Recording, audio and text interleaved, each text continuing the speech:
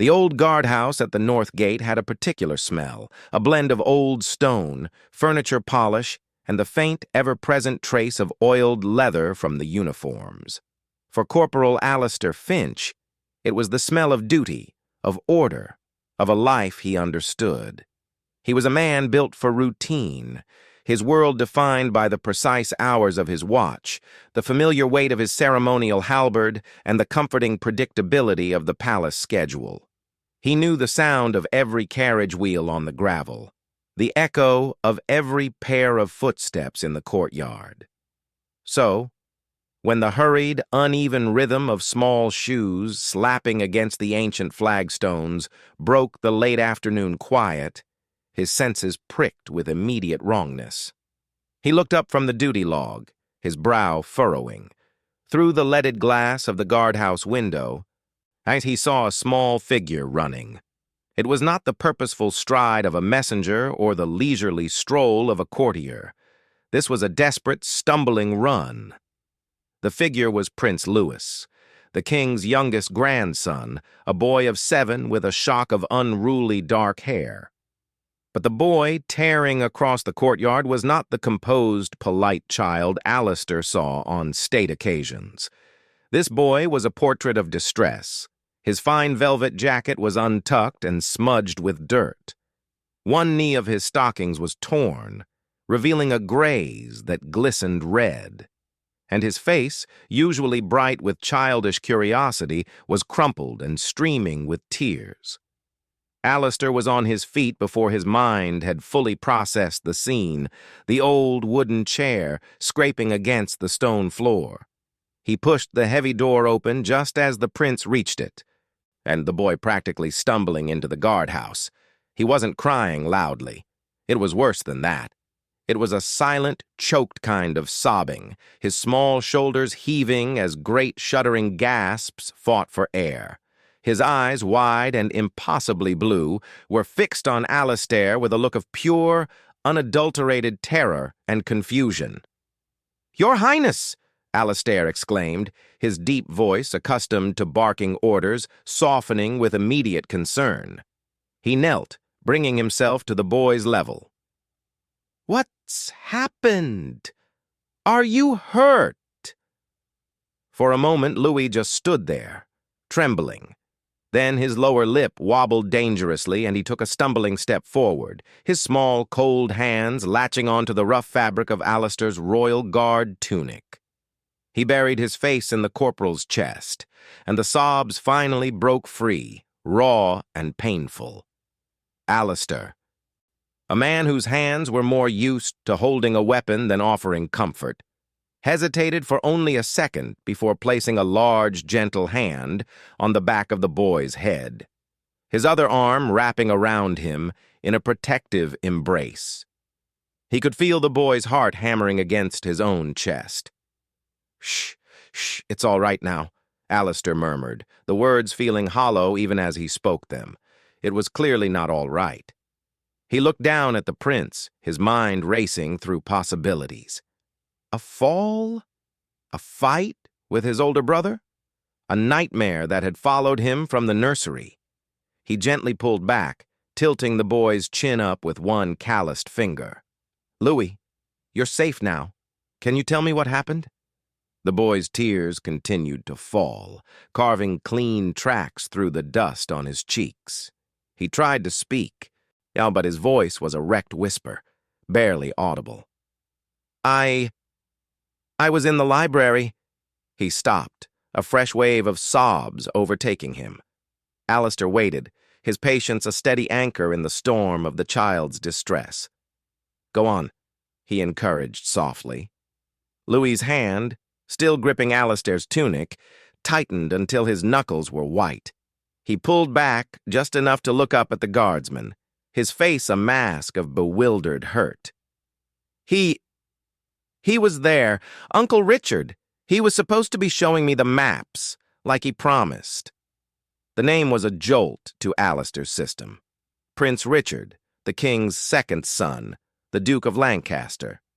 a man of ambition and sharp edges, known in the barracks more for his fiery temper and political maneuvering than any kindness to children. "And," Alistair prompted, a cold knot beginning to form in his stomach. Yeah, the next words came out in a rush, tumbling over each other. "He was angry. He was shouting. He said I was a brat. He said I was always in the way. And then he grabbed my arm and he—" Lewis hiccuped, a fresh sob tearing from his throat.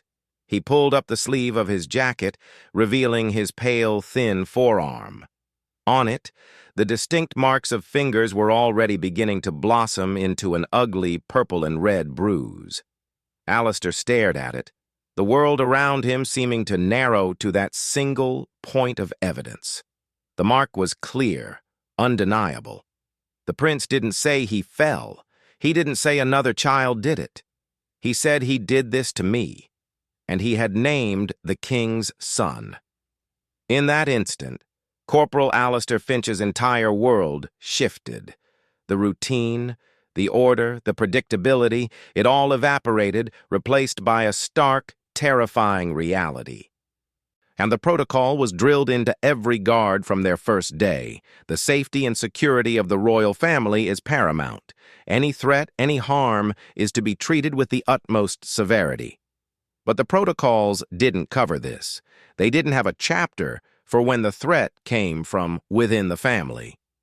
His mind raced through the chain of command.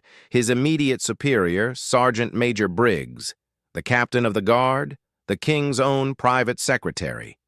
But every second he delayed was a second the prince remained in distress, and a second the situation could spiral further. He looked at the boy, who was now shivering, his tears subsiding into exhausted, hiccuping breaths. He was just a child, a scared, hurt child who had run to the one place he felt safe.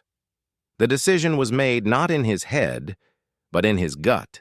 And the cold knot in his stomach hardened into a core of resolve. He had taken an oath, not to the king's throne, not to the politics of the court, but to the crown. And at this moment the crown was a weeping 7-year-old boy with bruises on his arm. "Stay right here, Luis," he said, his voice firm but kind.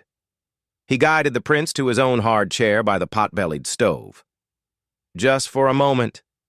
He turned to the heavy oak door, pulled the iron lever that released the catch, and swung it wide open. He stepped out into the courtyard, the cool air a shock against his skin. He placed the silver whistle that hung from his uniform lanyard to his lips and blew.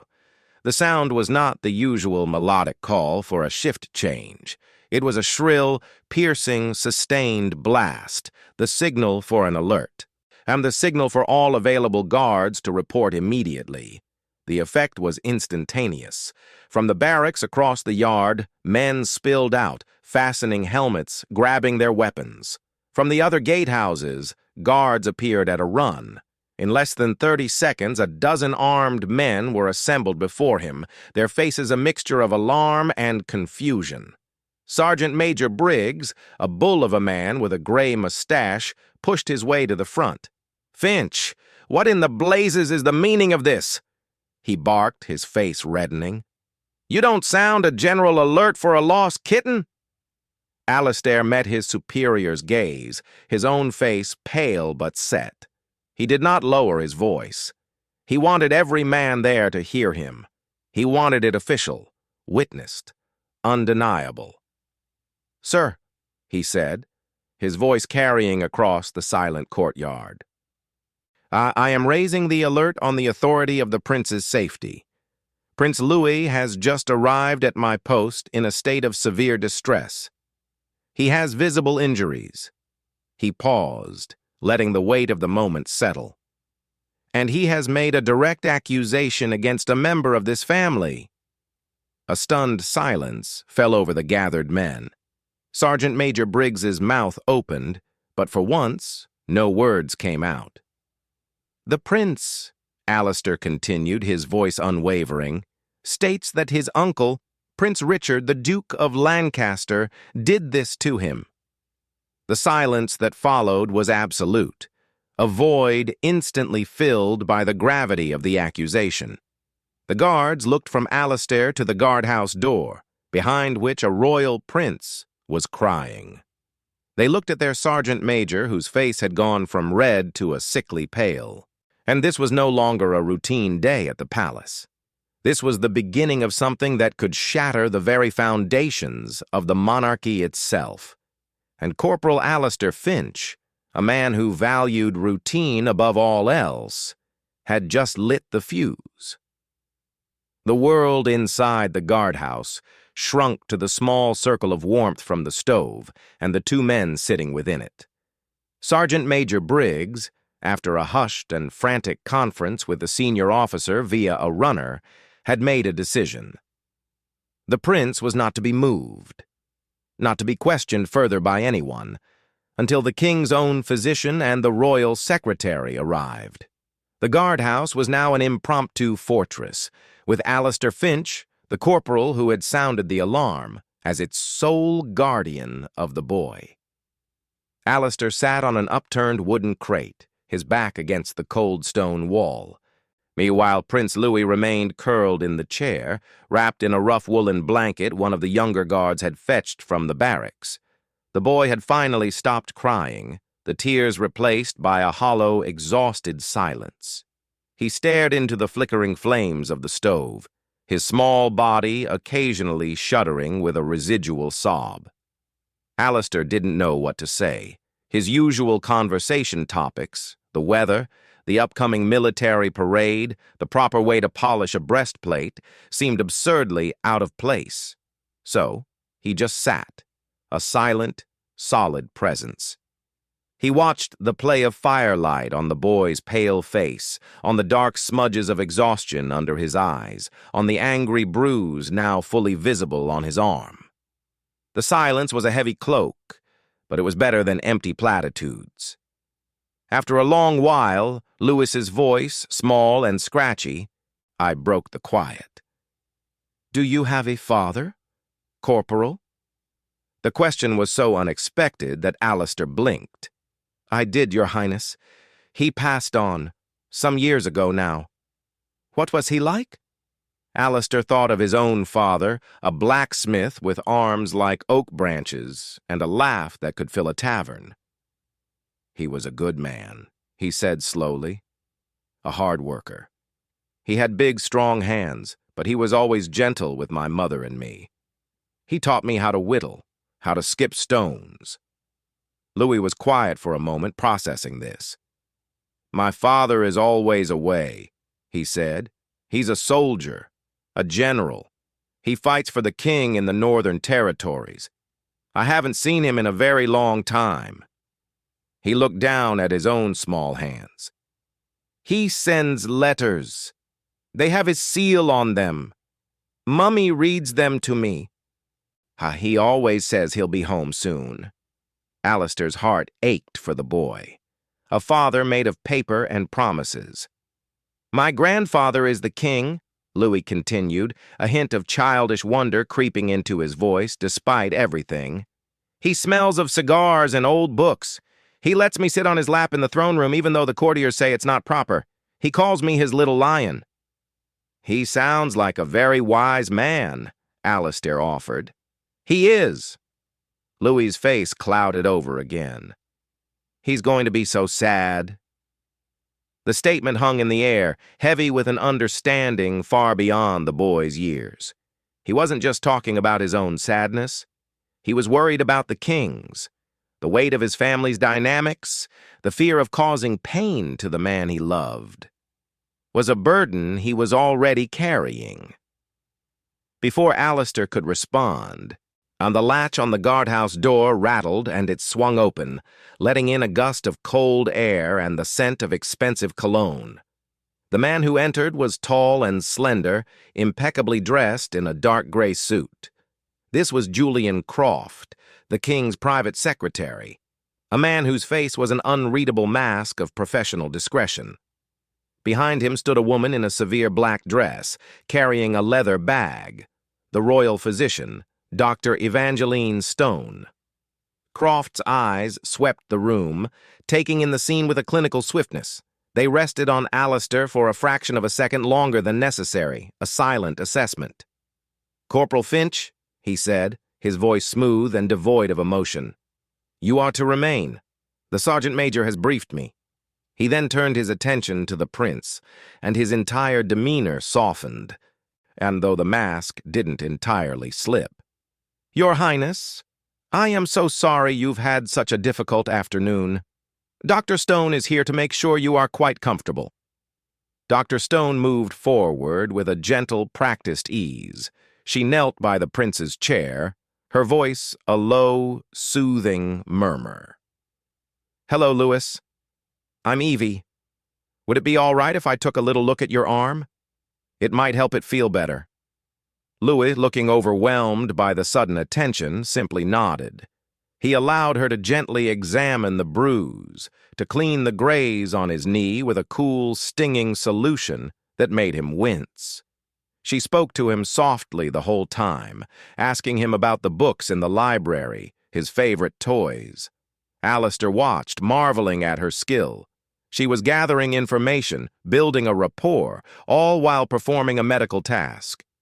Croft, meanwhile, had produced a small leather-bound notebook and a silver pencil. He stood to the side, his eyes fixed on the boy, his expression one of intense, detached concentration. When Dr. Stone was finished, she gently rewrapped the blanket around Lewis's shoulders and gave Croft a barely perceptible nod.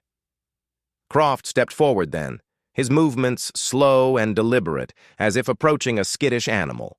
He pulled another crate over and sat down, bringing himself to the boy's eye level. "Lewis," he said, his voice still soft, but with an underlying note of authority.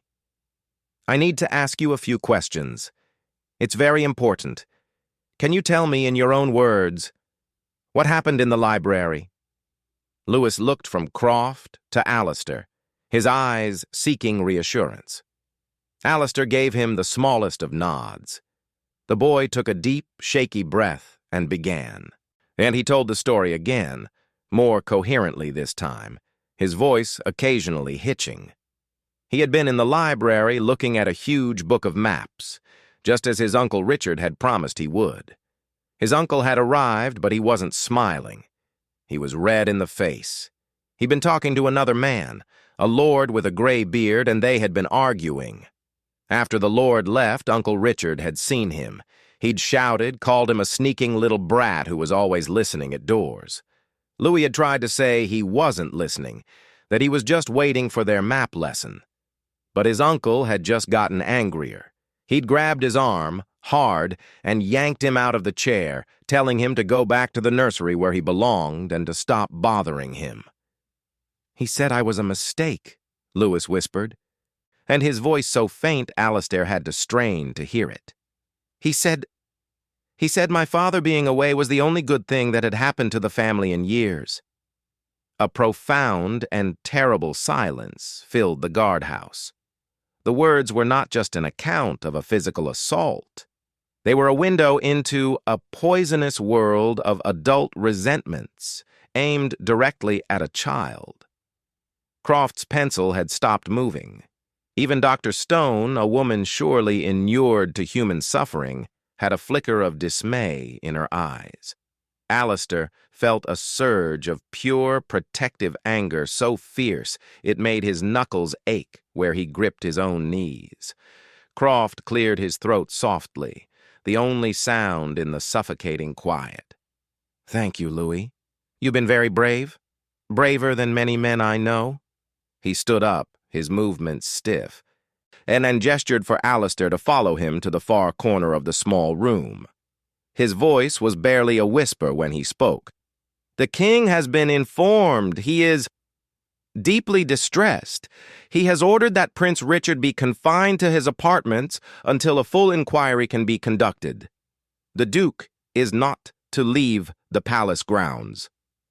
Alistair just nodded. The machinery of the court was already turning. "But this," Croft continued, his gaze flicking to the prince, then back to Alistair, "is only the beginning. The Duke will deny it. He will claim the boy is lying, that he's been coached, that he's an imaginative child who fell and created a story to avoid punishment. There will be a battle, Corporal, and the battlefield will be that little boy." He looked Alistair directly in the eye. "You are now a part of this. Your report and your actions today have made you a key witness. The Duke's people will try to discredit you. They will dig into your past, your family, your service record. Are you prepared for that?" Alistair thought of his simple life, his routine, his quiet quarters. He thought of the bruise on the boy's arm and the tremor in his voice as he'd repeated his uncle's cruel words. He met Croft's gaze without flinching. "I know what I saw and heard, sir. My testimony is the truth. Let them dig."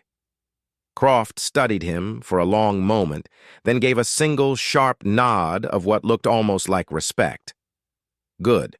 Stay with him until we can arrange for his removal to the Queen's private quarters. No one else gets in. No one."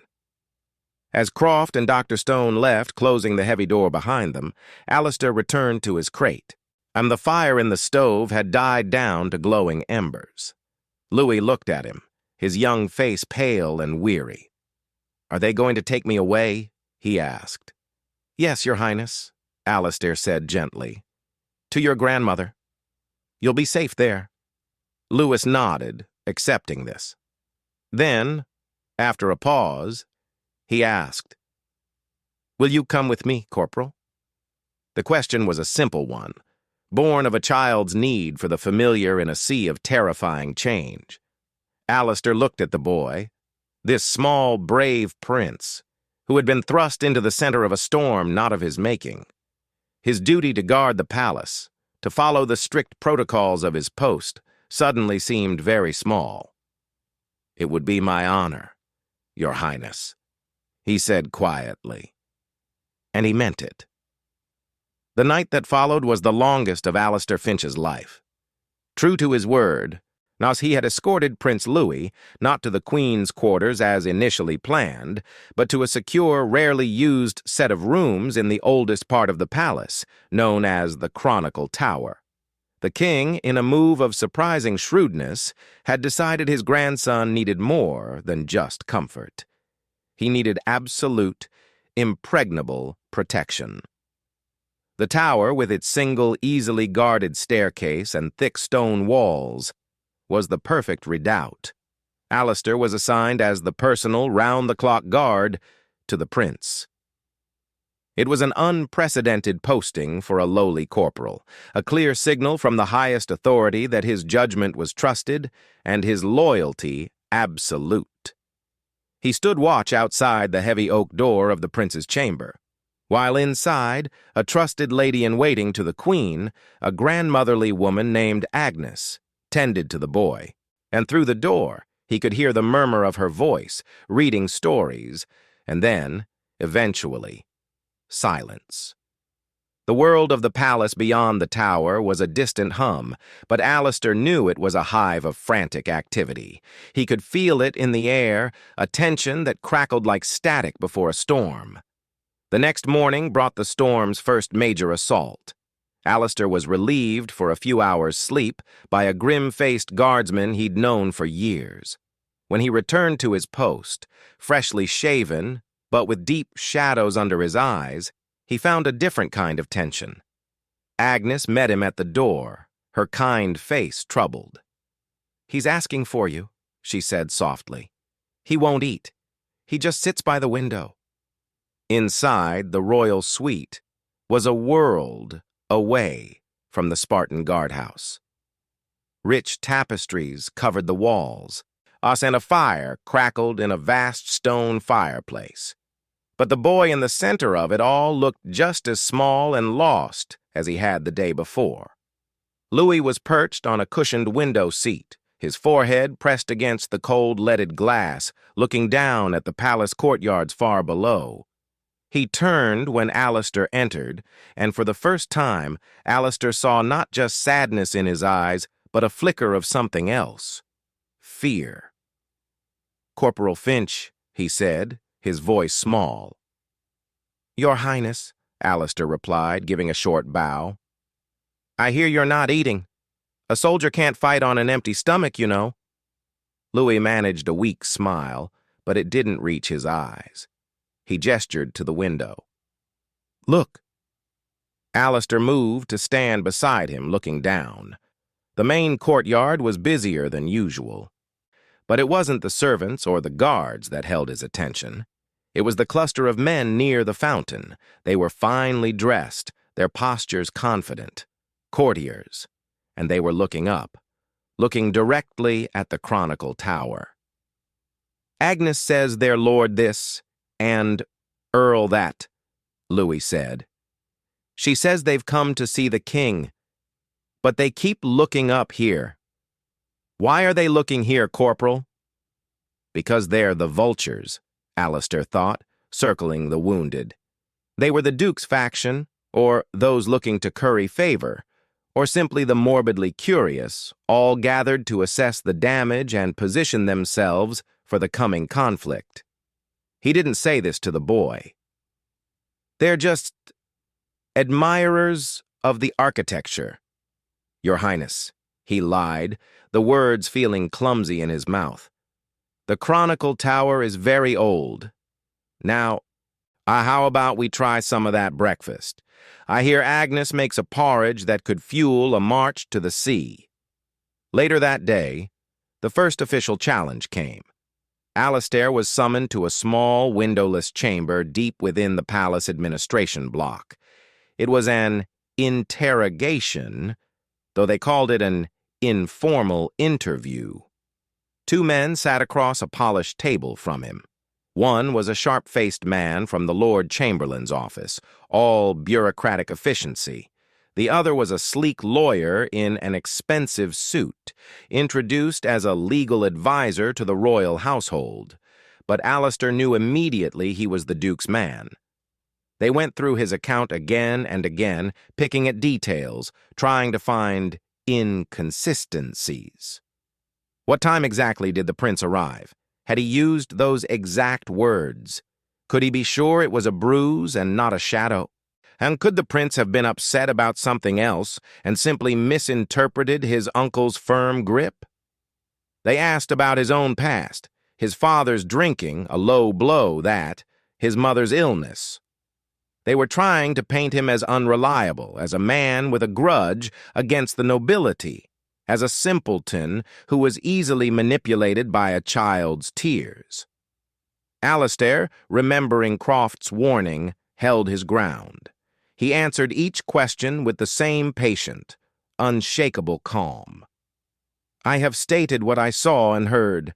My own history has no bearing on the marks on that child's arm." The interview ended in a stalemate, but the message was clear. The battle lines were drawn. That evening, as Alistair stood guard, a soft knock came at the door. It was not a challenge, but a visitor. The king. He came alone, dismissing his own attendants with a wave of his hand. He was an old man, his face etched with grief and a weary kind of anger. He looked first at Alistair, his eyes sharp and assessing. "You are Finch," he said. It wasn't a question. "Yes, Your Majesty. My grandson trusts you. That is a commodity more valuable than gold in this place." He didn't wait for a reply, simply nodded and entered the prince's room. Alistair closed the door softly behind him, giving them privacy. He could not hear their words, only the low murmur of the king's voice, and after a while the sound of Louis's small, hiccuping laughter. It was the most beautiful sound Alistair had heard in days. When the king emerged an hour later, his eyes were red-rimmed, but his back was straight. He paused by Alistair. "The inquiry begins formally tomorrow. The Duke will be questioned by the Lord High Chancellor. Louis will have to speak again, before them all." He looked old and tired. "They will try to tear him apart, Finch. They will use every tool at their disposal. But they will not have him. Not while I draw breath." He placed a surprisingly firm hand on Alistair's shoulder. "Guard him well." The formal inquiry was held not in a courtroom, but in the vast, intimidating space of the King's Council chamber. Long tables were arranged in a square, filled with solemn-faced men in velvet and lace. The Lord High Chancellor, a man with a face like a wrinkled parchment, presided. At one table sat the Duke of Lancaster. He was impeccably dressed, his handsome face a mask of wounded innocence. He did not look at Louis when the boy was led in. Louis was brought before them, and his small hand resting on the arm of Alistair Finch. It had been decided, in a break with all tradition, that the corporal would accompany the prince as a source of familiar support. Louis walked with his back straight just as his grandfather did, but Alistair could feel the slight tremor in his small frame. The questioning of the prince was handled with a deceptive gentleness by the chancellor. Louis recounted his story once more, his voice clear but quiet in the vast room. He pointed to the bruise on his arm, now faded to a sickly yellow-green. He repeated his uncle's cruel words. Then came the cross-examination, led by a barrister hired by the Duke's legal team. He was a silver-tongued man with a cold smile. He tried to confuse Louis, to trip him up on small details. He suggested the boy had imagined the argument, that he'd been dreaming. He implied with a poisonous politeness that Louis was jealous of his uncle's position and had made up the story to get attention. Through it all, Louis held firm. He would look at the barrister with those wide blue eyes, and then, when the questions got too confusing or painful, he would look at Alistair, who stood just behind him, a silent, unwavering pillar. And Alistair would give him the smallest of nods, an anchor in the storm. He saw the Duke watching him, a look of pure venom in his eyes. Alistair met his gaze without flinching. He had chosen his side. The most damning moment came unexpectedly. The barrister, in a flourish of theatrical disbelief, asked Louis, "And did anyone tell you to say these things, young man? Did anyone, perhaps, suggest that your uncle was angry with you?" Louis looked at him, his brow furrowed in childish confusion. "No," he said simply. "Corporal Finch just gave me a blanket and let me sit by the fire. He didn't say anything, he just stayed." The simple truth of the statement hung in the air, more powerful than any oration. He just stayed. In a world of shifting loyalties and political games, that simple act of human decency became the unshakable foundation of the boy's testimony. The barrister had no answer for it. In the weeks that followed, the world changed. The inquiry's findings were sealed by royal decree, but the outcome was an open secret. Prince Richard, the Duke of Lancaster, was stripped of his royal titles and his place in the line of succession. He was exiled from the court, sent to a remote estate in the northern moors, a gilded prison from which he would never emerge. And the official statement spoke of a leave of absence due to ill health. But the palace knew. The country knew. A child's word and a guardsman's courage had brought down a prince. For Alistair Finch, life could never return to its old routine. He was a hero, though he hated the word. He was offered promotions, medals, positions in the royal household.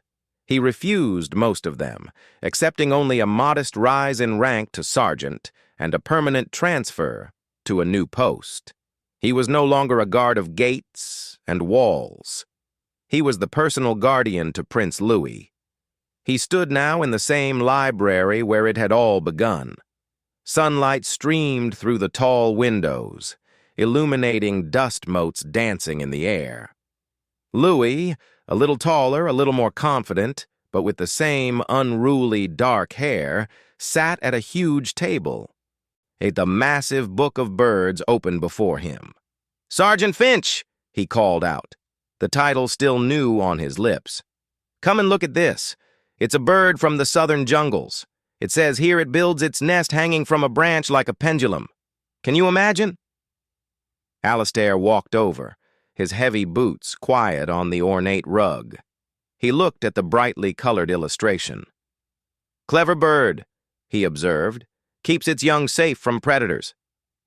Louis looked up at him, a thoughtful expression on his young face. "Like you," he said simply, then turned back to his book. Alistair said nothing. He just resumed his position by the door, his eyes scanning the room, always watching, always guarding. He thought of his old guardhouse, its smell of oil and leather, its simple certainties. He didn't miss it. This was his duty now.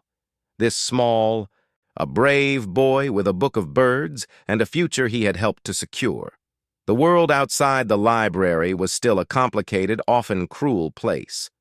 But in here, in this moment of quiet peace, there was order. There was trust. There was, in its truest sense, a royal guard.